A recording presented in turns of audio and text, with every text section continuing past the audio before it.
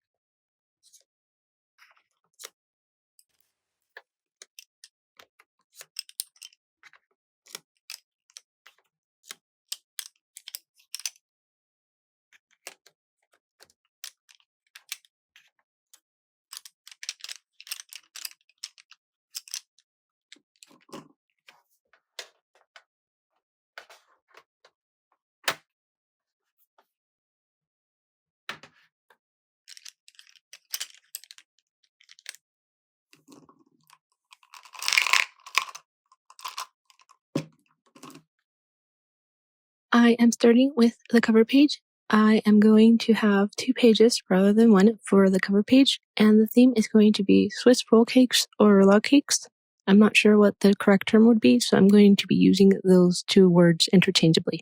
I like having 2 pages for my cover page because I like having the extra space, so I can have 1 page for the title of the month and then another for drawing the Swiss roll cakes I make. It's nice having the extra space so I can have 1 page for the title of the month and then another for the Swiss roll rather than having them both in 1 page only. If I have them on 1 page, then I would have more of a cluttered spread for my cover page, and that's what I don't like having. I rather have more empty space, and so that I can focus on what the theme is for the month and what the title is of the month. It just helps me concentrate more, because if I have everything on 1 spread, it's harder for me to focus on what is important, which is why I'm trying to have all my spreads in the setup less cluttered, less drawings, more empty space, and more focus on the point of each spread, just because I tend to overdraw a lot, so I'm trying to be better at keeping it simple and not thinking I need to fill in every single area with drawings, just so that helps me concentrate more when there are less things to distract me, if that makes sense. I am also using colored pencils for coloring in the cakes, and the background will be with markers. I tend to use markers for my drawings, so I wanted to try colored pencils this month and see what happens. I do like the contrast that is created in my drawings when I use markers and colored pencils together. For the Swiss rolls, I have strawberries around since the specific one I am drawing has a strawberry filling. Then for the background of the cakes, I am adding graph lines with marker. To me, it seems like a good fit rather than using colored pencils for the background, as well as graph lines being like easier to do for me, at least in marker rather than something else. And it's easier to see with graph lines than if I were to use pencil for this. Then for the lettering, I am making it in my normal handwriting, and for the color of each of the titles, I am going to be basing it on the color of the cake that I am focusing on for that spread. I am also using graph lines for the title background as well, so that it draws more attention to the title that way. The color palette for this month is going to be beige tones primarily for the sponge part of the cake, and then for the fruits and fillings, the colors are going to be pink, green, yellow, and blue tones. I'm trying to use softer toned markers for the fillings and the fruits as well. I just want to have like a soft palette, kind of pastel colored palette for this month, and hopefully I am able to do that.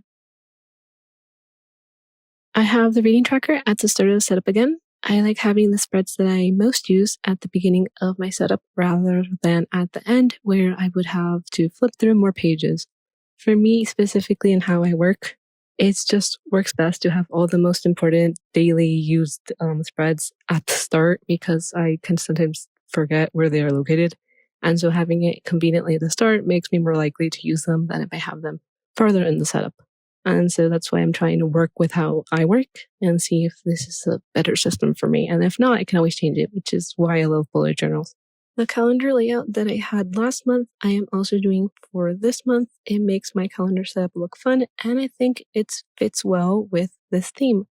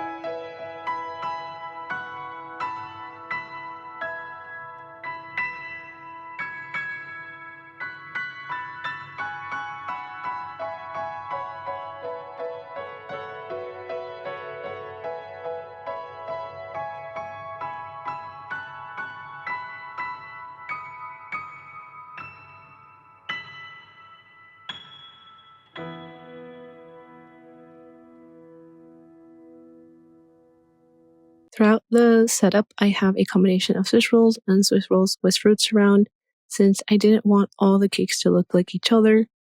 I feel that for me, if I had all the cakes the same colors, it would get boring when you have like 5 spreads or more on this. So it's like really repetitive, and I am trying to not get bored at seeing each of my spreads. So I'm trying to make each of them different by having different colors used and a different color palette for each of the spreads in the setup as well.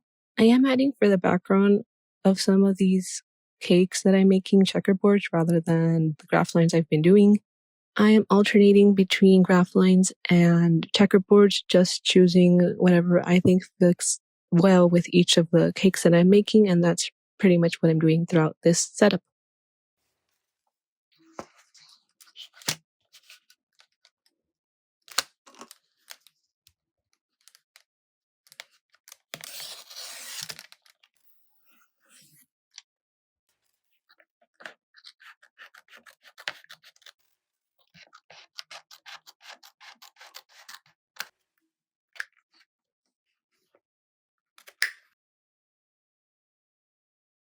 Then on the back is the key, which is where I assign a color to one of the books I am reading, so I can use that to color to track my reading progress in the reading calendar easier.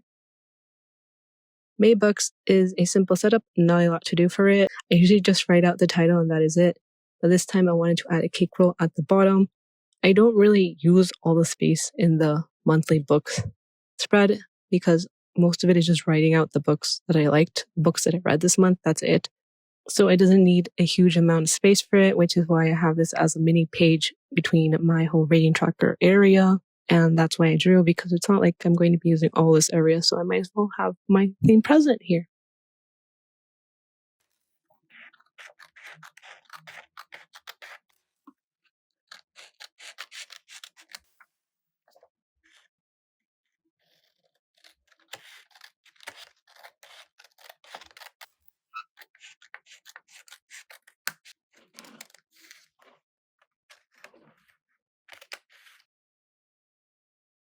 I have the book log for keeping all the information of each book I started reading in one place organized.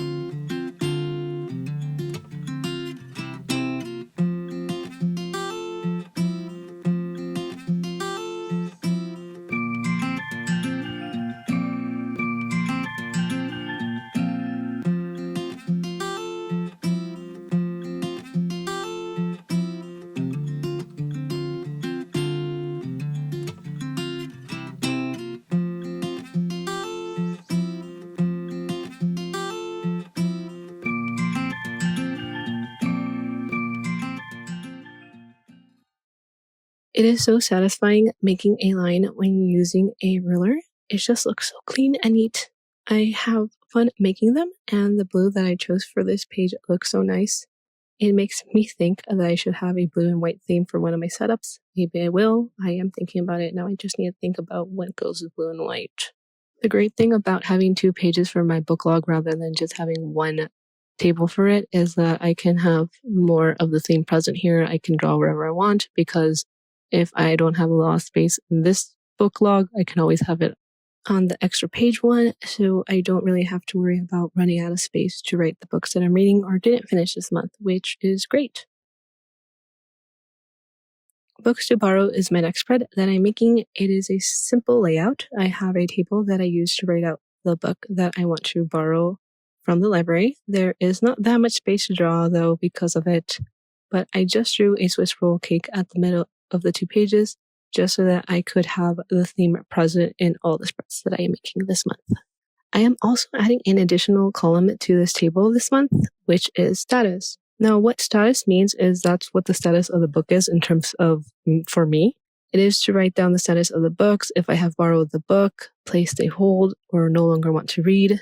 Just a way to remind myself of what books I have and have not read and be organized, as well as like knowing what I am still interested in, because sometimes I could have a book in this area and then I forget that I don't want to read it anymore because I never crossed it out or did anything. So status is just a good way of knowing what my status is on that book and what I've done so far about it.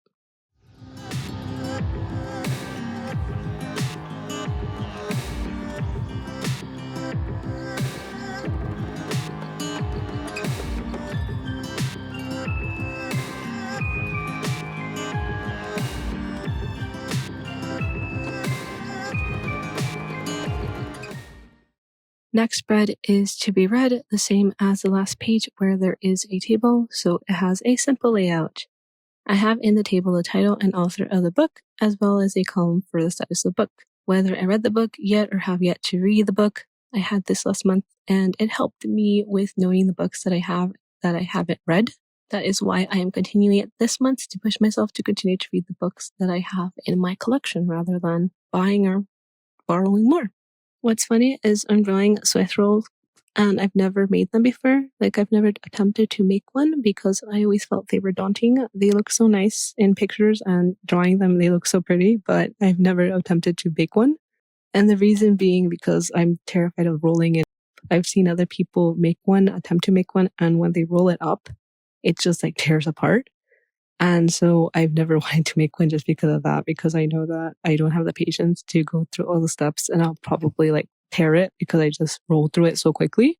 But maybe that should be something that I should try and not be afraid of making, and we shall see, because seeing these Swiss roll cakes has really made me want to make one.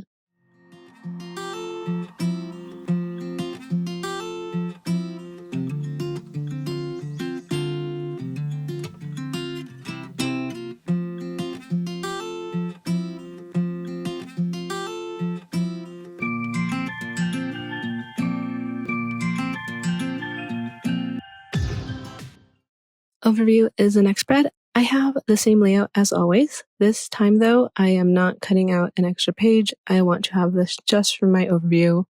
I am checking which format I read the most, what is the book rating average, what genres I read, just to name a few.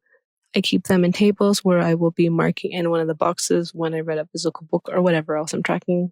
I'm trying to see if by having my overview together rather than having a page in the middle, I focus more on this and I spend more time on this rather than getting distracted by what book I like or didn't like this month the most. So let's see if that works. If not, I can always change it last month, but I wanted to see how it would be having the most liked and least liked book on a separate page.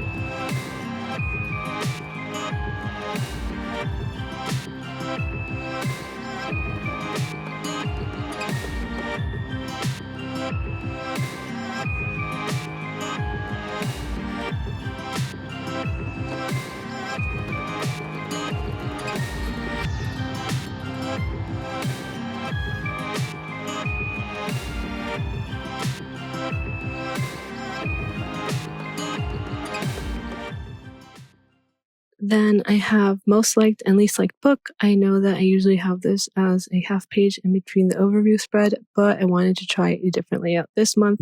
Having a whole page for both of them gives me more space to write in. I am going to try this out this month and see if I prefer this layout over how I had it prior. It is great for this month that I have more space to write in and I don't have to worry about a certain limited amount of space. So let's see how I like this for next month.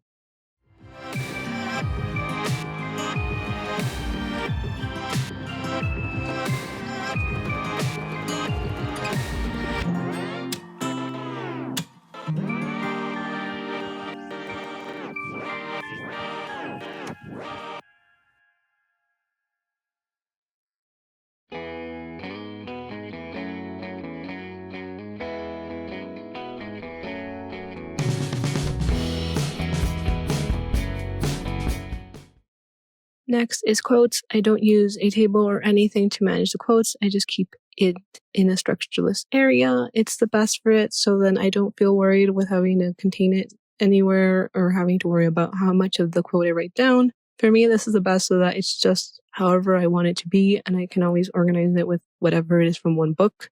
Sometimes I'll have multiple quotes from one book that I found very interesting, and so this is just the best setup for me to work with because I just organize it with however I'm thinking about it, if that makes sense.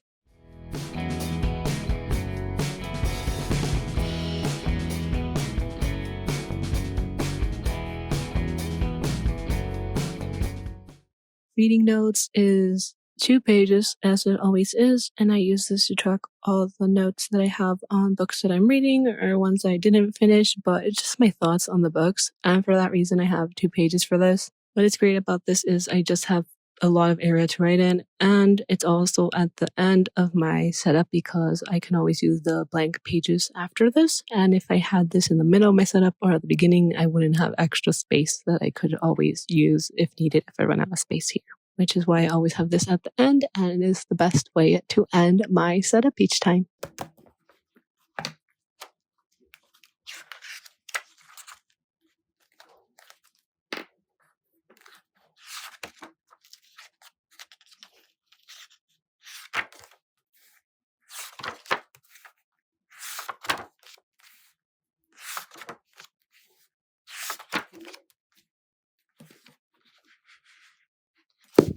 That is my completed setup for May.